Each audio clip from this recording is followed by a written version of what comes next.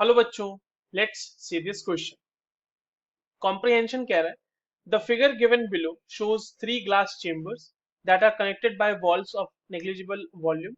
At the outset of an experiment, the walls are closed and the chambers contain the gases as detailed in the diagram. All the chambers are at temperature of 300 Kelvin and external pressure of 1 atmospheric pressure. ठीक है, 1 atm। तो यहाँ पे आपके पास जो glass chambers का arrangement है वो दिया हुआ है, जहाँ पे चेम्बर ए, चेम्बर बी और चेम्बर सी। चेम्बर ए में हीलियम है, चेम्बर बी में नाइट्रोजन है और chamber C is a vacuum. Question पूछा जा रहा है कि suppose that after both valves are open the entire apparatus is cooled to lower the final internal pressure to 1 atm. What is the contribution of nitrogen gas to this final pressure? जो option है आपके पास वो कौन कौन से हैं? 0.40 ATM, 0.35 ATM, 0.30 ATM and 0.25 ATM.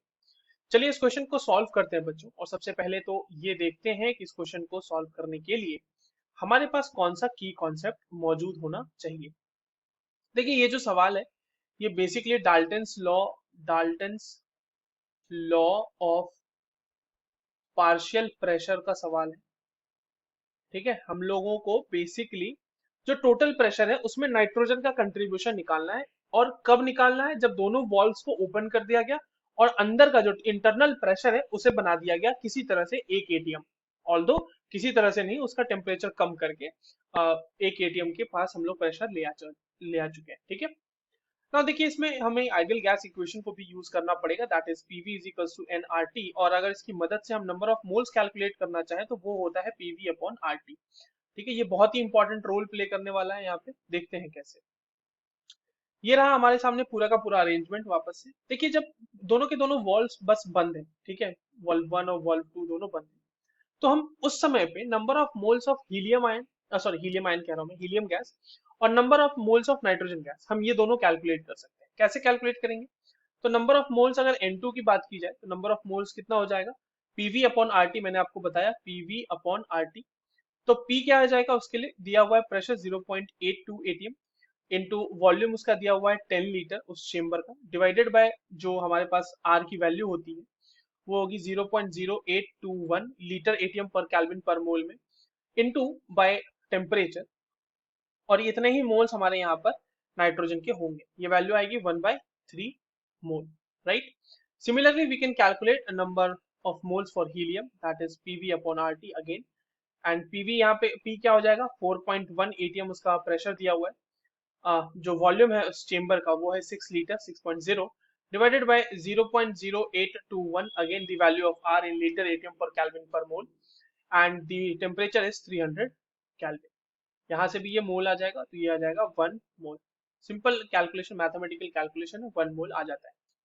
अब देखिए जो Dalton's law of partial pressure कहता है वो क्या कहता है कि टोटल प्रेशर में अगर आपको N2 का निकालना है कंट्रीब्यूशन, तो वो कैसे होगा? तो वो होगा प्रेशर कंट्रीब्यूशन ऑफ N2, मतलब pressure exerted by N2।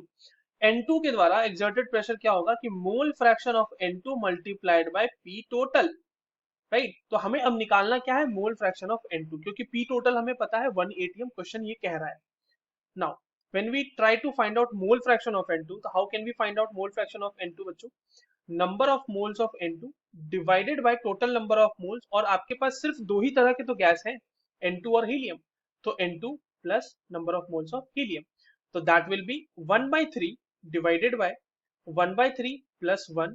This will be giving you 1/3 divided by 4/3, और ये अल्टीमेटली हो जाएगा 1/4। तो इतना मोल फ्रैक्शन N2 का है। अब आपको निकालना है प्रेशर ऑफ N2, तो अब तो बहुत ही आसान हो गया सवाल। यहाँ पर आपको सिर्फ P टोटल से मल्टीप्लाई कर देना है, which is 1 ATM, and the entire value will be coming in ATM. ये एटीएम होगा यहाँ पे। तो 1/4 इज इक्वल टू 0.25 एटीएम। इतना ही कंट्रीब्यूशन होगा नाइट्रोजन का। This is the answer. Let's see किस ऑप्शन में दिया हुआ है। This is given in the option D, that is the correct answer for this question. I hope you understood this well. All the very best.